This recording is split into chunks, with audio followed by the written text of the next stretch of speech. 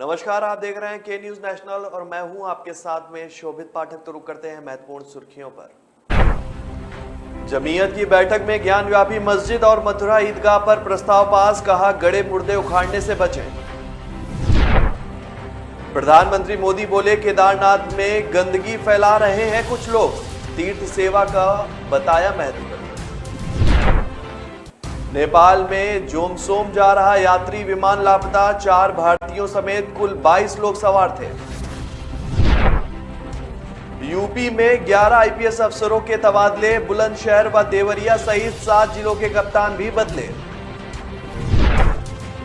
और आजम खां की बिगड़ी तबीयत, दिल्ली के सर गंगा राम अस्पताल में भर्ती, सांस लेने में हो रही है दिक्कत। जमीयत उलमा ए हिंद की बैठक में प्राचीन इबादत गाहों पर बार बार विवाद खड़ा कर देश में अमन व शांति को खराब करने वाली शक्तियों और उनको समर्थन देने वाले राजनीतिक दलों के रवैये से अपनी गहरी नाराजगी व नापसंद को जाहिर करती है। बनारस की ज्ञान व्यापी मस्जिद, मथुरा की ऐतिहासिक ईदगाह और दीन मस्जिदों के खिलाफ इस समय ऐसे अभियान जारी हैं जिससे देश में अमन शांति और उसकी गरिमा और अखंडता को नुकसान पहुंचा है। वहीं जमीयत उलमा ए हिंद के सम्मेलन में ज्ञान व्यापी मस्जिद और मथुरा ईदगाह के संबंध में प्रस्ताव पास हुआ। इन विवादों को उठाकर सांप्रदायिक टकराव और बहुसंख्यक समुदाय के वर्चस्व की नकारात्मक राजनीति के लिए अवसर निकाले जा रहे हैं। हालांकि यह स्पष्ट है कि पुराने विवादों को जीवित रखने और इतिहास की कथित ज्यादतियों और गलतियों को सुधारने के नाम पर चलाए जाने वाले आंदोलनों से देश का कोई भी फायदा नहीं होगा। खेद है कि इस संबंध में बनारस और मथुरा की निचली अदालतों के आदेशों से विभाजनकारी राजनीतियों को मदद मिली है और पूजा स्थल एक्ट 1991 की स्पष्ट जो है अवहेलना हुई है, जिसके तहत संसद से यह तय हो चुका है कि 15 अगस्त 1947 को जिस इबादत गाह की जो हैसियत थी वह उसी तरह बरकरार होगी। और इन जो सम्मेलन में आगे का जिक्र किया गया कि निचली अदालतों ने बाबरी मस्जिद के संबंध में सर्वोच्च न्यायालय के फैसले की भी अनदेखी की थी। प्रधानमंत्री मोदी ने मन की बात कार्यक्रम को संबोधित किया, जिसमें उन्होंने कहा कि हाल ही में देश ने एक ऐसी उपलब्धि हासिल की है जो हम सभी को प्रेरित करती है। आप लोग क्रिकेट के मैदान पर किसी बैट्समैन की सेंचुरी सुनकर खुश होते होंगे, लेकिन भारत ने एक और मैदान में सेंचुरी लगाई है। इस महीने 5 तारीख को देश में यूनिकॉर्न की संख्या जो है वो 100 के आंकड़े तक पहुंच चुकी है। एक यूनिकॉर्न यानी कम से कम 7,500 करोड़ का स्टार्टअप होता है। इन यूनिकॉर्न्स का कुल वैल्यूएशन 25 लाख करोड़ रुपए से भी ज्यादा है। ये बात हर भारतीय के लिए गर्व करने की बात है। प्रधानमंत्री मोदी ने कहा कि इंडियन यूनिकॉर्न्स का annual growth rate USA, UK और अन्य कई देशों से भी ज्यादा है। जानकारों का ये भी कहना है कि आने वाले समय में इसमें तेजी से उछाल देखने को मिलेगा। हमारे यूनिकॉर्न्स अलग अलग क्षेत्रों के स्टार्टअप की दुनिया न्यू इंडिया की स्पिरिट को बढ़ा रही है और देश में लगातार स्टार्टअप की संख्या भी बढ़ रही है। इस दौरान प्रधानमंत्री मोदी ने कई ऐसे लोगों का जिक्र किया जिन्होंने खुद का स्टार्टअप शुरू किया और रोजगार पैदा करने का काम किया। इसके अलावा उन्होंने कहा कि हमारे लिए बहुत खुशी की बात है कि स्टार्टअप्स के लिए भारत में आज पूरा सपोर्ट सिस्टम तैयार हो रहा है। आने वाले समय में हमें भारत के स्टार्टअप वर्ल्ड की नई उड़ान देखने को मिलेगी। प्रधानमंत्री मोदी ने कहा कि हमारी पहचान अलग अलग भाषा और खान पान है, हमें ये विविधता राष्ट्र के रूप में एकजुट रखती है। इस दौरान उन्होंने मूल रूप से उत्तराखंड के जोशी मठ की कल्पना का जिक्र किया। प्रधानमंत्री मोदी ने कहा कि कल्पना आज अपनी मेहनत से हम सबके लिए एक उदाहरण बन गई। वो पहले टीबी से पीड़ित रही और तीसरी कक्षा में उनकी आंखों की रोशनी भी चली गई। कल्पना ने हाल ही में कर्नाटक में अपनी 10वीं की परीक्षा पास की है। हैरानी इस बात की है कि उन्होंने 3 महीने में कन्नड़ भाषा सीखी और 92 अंक प्राप्त किए। भारत के पड़ोसी देश नेपाल से बड़ी खबर आई है। नेपाल में एक यात्री विमान लापता हो गया। इस विमान में चालक दल, चालक और 4 भारतीयों और जापानी नागरिकों समेत कुल 22 यात्री सवार हैं। इस विमान ने पोखरा के जोमसोम के लिए उड़ान भरी थी और बाद में एयर ट्रैफिक कंट्रोल से इसका संपर्क टूट गया। अब खबर मिली है कि जोमसोम के पास एक इलाके में आग की लपटें भी दिखाई दी है। वहीं जोमसोम एयरपोर्ट अथॉरिटी को जोर के धमाके की आवाज भी सुनाई दी है। सेना और प्राइवेट हेलीकॉप्टर से उसी तरफ में जो है सर्च ऑपरेशन चलाया जा रहा है। अधिकारियों ने बताया कि पिछले करीब आधे घंटे से विमान का एटीसी से कोई भी संपर्क नहीं हो पाया। सुबह 10:35 तक एटीसी से विमान का संपर्क बना हुआ था। फिलहाल विमान के बारे में पता लगाने के लिए हेलीकॉप्टर को भेजा गया है। वहां पर मौसम खराब है, इस वजह से सर्च ऑपरेशन में भी दिक्कत आ रही है। उत्तर प्रदेश शासन ने 7 जिलों की पुलिस के कप्तान समेत 11 आईपीएस अधिकारियों के तबादले कर दिए हैं। बुलंदशहर, देवरिया, अम्बेडकर नगर, कानपुर आउटर, हमीरपुर और मैनपुरी, रायबरेली में नए पुलिस कप्तान की तैनाती की गई है। वहीं वाराणसी पुलिस कमिश्नरेट में तैनात अपर पुलिस आयुक्त अनिल कुमार सिंह को हटा दिया गया है। अनिल अगले महीने रिटायर होने वाले थे। बुलंदशहर में एसएसपी से प्रमोशन पाए संतोष कुमार सिंह को 5 महीने के बाद तैनाती दी गई। उन्हें वाराणसी से अपर पुलिस आयुक्त बनाया गया है। वाराणसी में अपर पुलिस आयुक्त अनिल कुमार सिंह का तबादला डीआईजी पीएसी लखनऊ अनुभाग के लिए कर दिया गया है। रायबरेली में एसपी श्लोक कुमार सिंह को बुलंदशहर का नया एसपी बनाया गया है। अम्बेडकर नगर के एसपी आलोक प्रियदर्शी अब रायबरेली के एसपी होंगे। कानपुर आउटर के एसपी अजीत कुमार सिन्हा को अम्बेडकर नगर का एसपी बनाया गया है। पुलिस मुख्यालय पर एसपी तेज कुमार स्वरूप नगर अब कानपुर आउटर के एसपी होंगे। एसपी से डीआईजी के पद पर प्रमोशन पा चुके श्रीपति मिश्रा का भी तबादला कर दिया गया। उन्हें पीएसी मुख्यालय पर डीआईजी के पद पर तैनाती दी गई है। समाजवादी पार्टी के विधायक और पूर्व मंत्री आजम खां को लेकर एक बड़ी खबर सामने आ रही है। शनिवार की देर रात उनकी तबीयत ज्यादा खराब हो गई, जिसके बाद उन्होंने देर रात 3 बजे उन्हें दिल्ली के सरगंगा अस्पताल में भर्ती कराया गया। बताया जा रहा है कि आजम खां को सांस लेने में दिक्कत के चलते अस्पताल में भर्ती किया गया है। सपा के वरिष्ठ नेता आजम खां के परिवार की मुश्किलें कम होने का नाम नहीं ले रही। देर रात उनकी तबीयत ज्यादा खराब हो गई, जिसके बाद उन्हें दिल्ली लाया गया, जहां करीब 3 बजे उन्हें दिल्ली के सरगंगा राम अस्पताल में भर्ती कराया गया। आजम खां के बेटे और स्वार सीट से सपा विधायक अब्दुल्ला आजम अपने पिता को अस्पताल लेकर पहुंचे, जहां उनका इलाज किया जा रहा है। बताया जा रहा है कि आजम खां जेल से आने के बाद कई तरह की बीमारियों से जूझ रहे हैं। बताया जा रहा है कि आजम खां जो है उनका इलाज भी कई डॉक्टरों के द्वारा किया गया। भर्ती कराए जाने के बाद अस्पताल में आजम खां के कई चेकअप भी किए गए। उनके सीने में तकलीफ के चलते ईसीजी भी किया गया। आपको बता दें कि सपा विधायक 27 महीनों तक सीतापुर जेल में बंद रहे हैं। उन पर बीजेपी सरकार के दौरान 90 केस किए गए। वहीं बीते दिनों सुप्रीम कोर्ट ने अंतरिम जमानत मिलने पर सीतापुर जेल से वो बाहर आए थे। तो ब्रेक पर जाने से पहले रुक करते हैं महत्वपूर्ण सुर्खियों पर। जमीयत की बैठक में ज्ञान व्यापी मस्जिद और मथुरा ईदगाह पर प्रस्ताव पास, कहा गड़े मुर्दे उखाड़ने से बचें।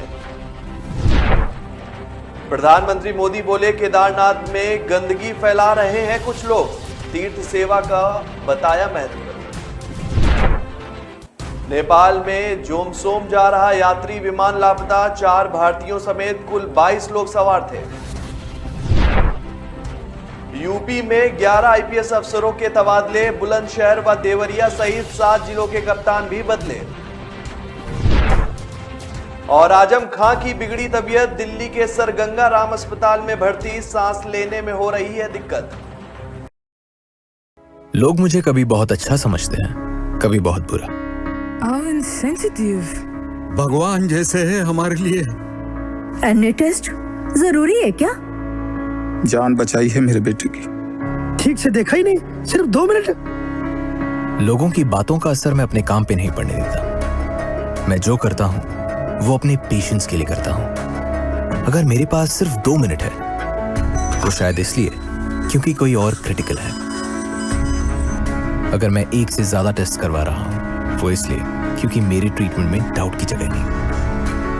अगर मैं स्ट्रिक्ट या इनसेंसिटिव हूं वो इसलिए क्योंकि आपकी हेल्थ सबसे इंपॉर्टेंट है।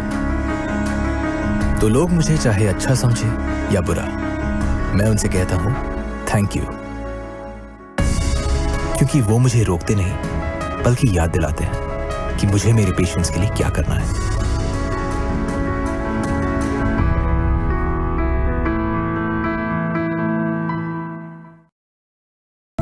स्वागत है आपका। रुक करते हैं आगे की खबरों पर।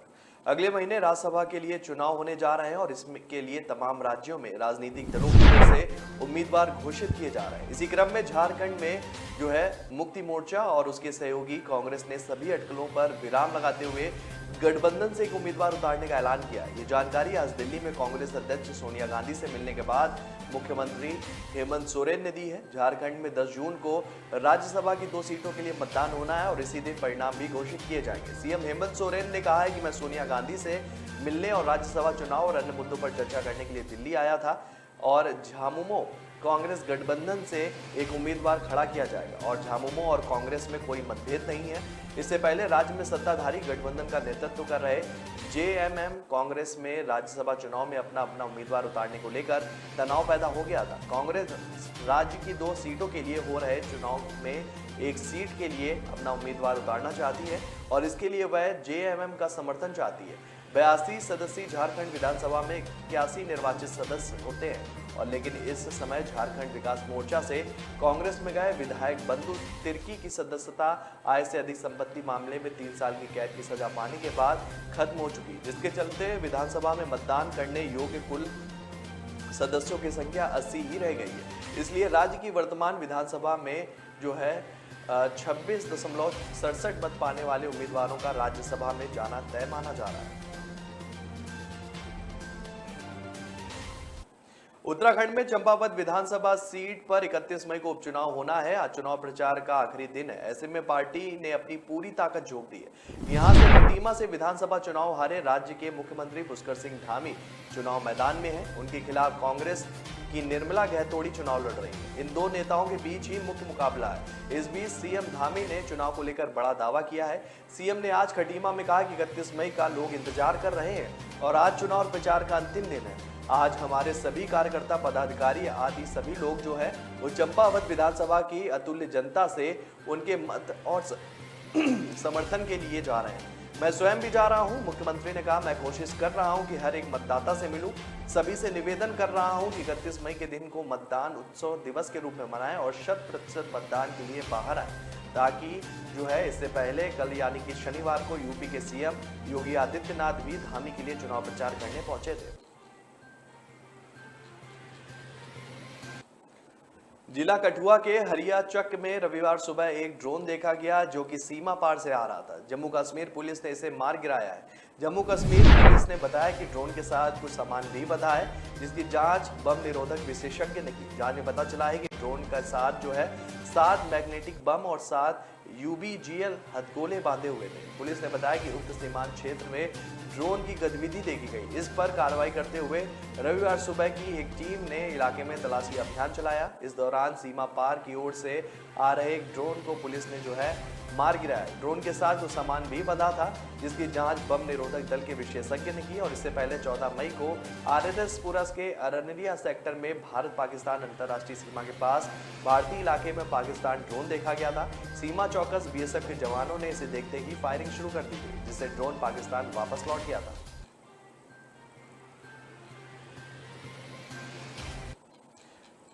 दक्षिणी कश्मीर में अनंतनाग जिले के बिजबिहाड़ा में शाम सुरक्षा बलों ने हिजबुल मुजाहिदीन के 2 आतंकियों को मार गिराया। मारे गए आतंकियों से हथियार बरामद किए गए हैं। दोनों कई आतंकी घटनाओं में भी शामिल थे। हिंसा की आशंका में बिजबिहाड़ा तथा आसपास के इलाकों में मोबाइल इंटरनेट सेवा ठप कर दी गई। घाटी में लगातार 4थे दिन मुठभेड़ हुई और पुलिस ने बताया कि बिजबिहाड़ा में के शीतपोरा में आतंकवादियों की मूवमेंट की सूचना मिली थी। इस सूचना के आधार पर पुलिस ने सेना और सीआरपीएफ के साथ मिलकर इलाके की घेराबंदी कर तलाशी अभियान शुरू किया। इस दौरान एक मकान में छुपे आतंकवादियों ने सर्च पार्टी पर ताबड़तोड़ फायरिंग शुरू कर दी। जवाबी कार्रवाई में शुरू हुई मुठभेड़ में 2 आतंकियों को मार गिराने में सफलता मिली। आईजी कश्मीर विजय कुमार ने बताया है कि मारे गए आतंकियों की शिनाख्त अनंतनाग के चकवागुड़ के इशफाक अहमद डार व अवंतीपोरा के डोगरीपोरा के यावर अयूब के रूप में हुए। दोनों हिजबुल से जुड़े हुए थे। दोनों कई आतंकी घटनाओं में भी शामिल थे। घाटी में शनिवार को लगातार 4थे दिन भी मुठभेड़ हुई और 4 दिनों में सुरक्षा बलों ने 12 आतंकियों का काम तमाम कर दिया है। इसमें 7 तस्करे तैयबा, 3 जैश ए मोहम्मद और 2 हिजबुल मुजाहिदीन के आतंकवादी थे।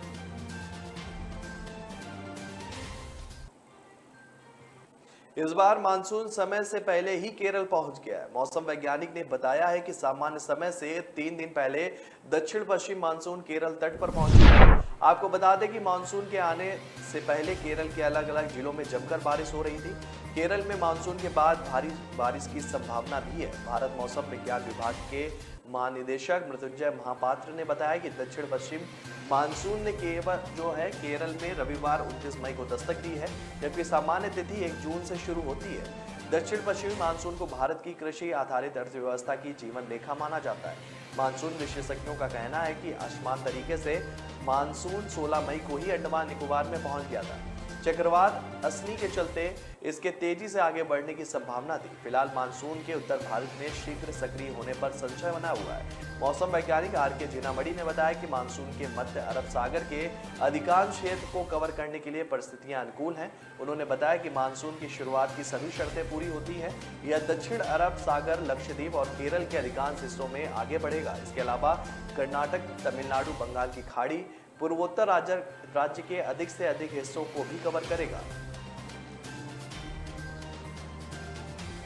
तो ब्रेक पर जाने से पहले रुक करते हैं महत्वपूर्ण सुर्खियों पर। जमीयत की बैठक में ज्ञान व्यापी मस्जिद और मथुरा ईदगाह पर प्रस्ताव पास, कहा गड़े मुर्दे उखाड़ने से बचें। प्रधानमंत्री मोदी बोले केदारनाथ में गंदगी फैला रहे हैं कुछ लोग, तीर्थ सेवा का बताया महत्व। नेपाल में जोमसोम जा रहा यात्री विमान लापता, 4 भारतीयों समेत कुल 22 लोग सवार थे। यूपी में 11 आईपीएस अफसरों के तबादले, बुलंदशहर व देवरिया सहित 7 जिलों के कप्तान भी बदले। और आजम खां की बिगड़ी तबीयत, दिल्ली के सर गंगा राम अस्पताल में भर्ती, सांस लेने में हो रही है दिक्कत। असली पहचान तभी होती है जब उसकी बुनियाद मजबूत हो, क्योंकि जिन्हें खुद पर भरोसा हो उनकी ताकत कभी कम नहीं होती है। इसलिए भरोसा करिए सिर्फ विकी पावर प्लस टीएमटी बात पर। अब घर बनेगा स्ट्रॉन्ग, चलेगा लाइफ लॉन्ग। ब्रेक के बाद फिर स्वागत है आपका। रुक करते हैं आगे की खबरों पर। प्रधानमंत्री नरेंद्र मोदी ने मन की बात कार्यक्रम के तहत देश को संबोधित किया। यह मन की बात का 89वां एपिसोड था। कार्यक्रम में प्रधानमंत्री ने समाज से जुड़े कई मुद्दों पर अपनी राय रखी। उन्होंने देश में तेजी से विकसित हो रही स्टार्टअप इंडस्ट्री, 4 धाम यात्रा के दौरान गंदगी और योग दिवस पर मन की बात की। प्रधानमंत्री ने कहा कि देश में स्टार्टअप की संख्या लगातार बढ़ रही है। खास बात यह है कि वैश्विक महामारी के समय भी देश में स्टार्टअप की संख्या बढ़ी है। देश में यूनिकॉर्न की संख्या 100 के पार जा चुकी है। मुझे इस बात का गर्व है कि भारत में बहुत से ऐसे मेंटर्स हैं जिन्होंने स्टार्टअप को आगे बढ़ाने के लिए खुद को समर्पित कर दिया है। प्रधानमंत्री मोदी ने कहा कि स्टार्टअप की दुनिया नए भारत की ताकत को दिखा रही है। आज भारत का स्टार्टअप सिर्फ बड़े शहरों तक ही सीमित नहीं है, छोटे छोटे शहरों और कस्बों में भी लोग सामने आ रहे हैं। इससे पता चलता है कि भारत में जिनके पास इनोवेटिव आइडियाज हैं वे वेल्थ बना सकते हैं। मन की बात कार्यक्रम में पीएम ने कहा कि हमारे देश में कई सारी भाषाएं, लिपियों और बोलियों का समृद्ध खजाना है। अलग अलग क्षेत्रों में अलग अलग पहनावा, खान पान और संस्कृति, यही हमारी पहचान है। ये विविधता और एक राष्ट्र के रूप में हमें अधिक सशक्त करती है और एकजुट भी रखती है।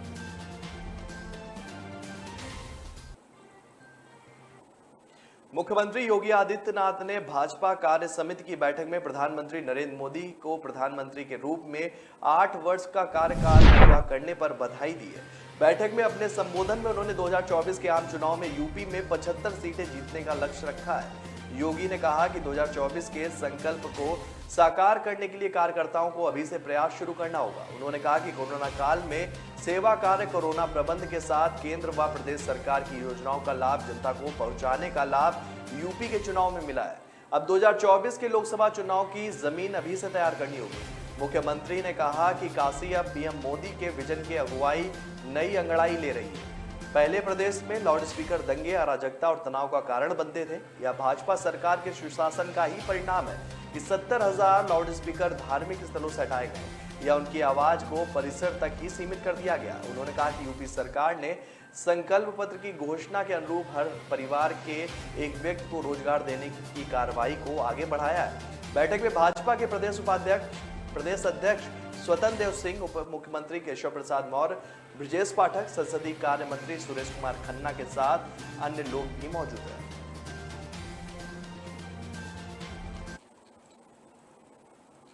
सोमवती अमावस्या स्नान को लेकर हरिद्वार में जीआरपी व आरपीएफ ने डॉग स्क्वाड व बम निरोधक दस्ते के साथ रेलवे स्टेशन की चेकिंग अभियान चलाया। इस दौरान रेलवे स्टेशन पर बैठे यात्रियों के बैग की तलाशी भी ली गई। वहीं कई संदिग्ध से पूछताछ भी की गई। कुछ दिन पहले हरिद्वार समेत कई रेलवे स्टेशनों को बम से उड़ाने की धमकी मिली थी, जिसके बाद जीआरपी व आरपीएफ पूरी तरीके से सतर्क हो गई है। सोमवार को होने वाले सोमवती अमावस्या स्नान को लेकर जिला प्रशासन ने मेला क्षेत्र को सुरक्षा और व्यवस्था की दृष्टि से 5 सुपर 16 जोन और 39 सेक्टरों में बांट दिया है। स्नान की तैयारियों को लेकर जिलाधिकारी विनय शंकर पांडे, एसएसपी डॉक्टर योगेंद्र सिंह रावत ने समीक्षा बैठक की। एसपी सिटी को नोडल अधिकारी नामित किया। स्नान पर्व की ड्यूटी पर तैनात पुलिस कर्मियों को सतर्कता से ड्यूटी करने के निर्देश दिए गए हैं।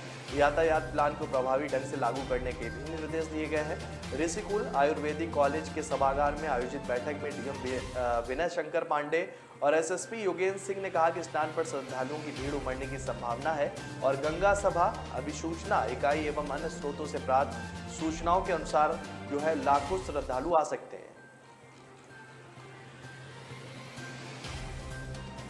हिमाचल प्रदेश की राजधानी शिमला में 31 मई को प्रधानमंत्री नरेंद्र मोदी रिज मैदान में सवा घंटे रुकेंगे। इस दौरान वह केंद्रीय योजनाओं के लाभार्थियों से वर्चुअल संवाद भी करेंगे।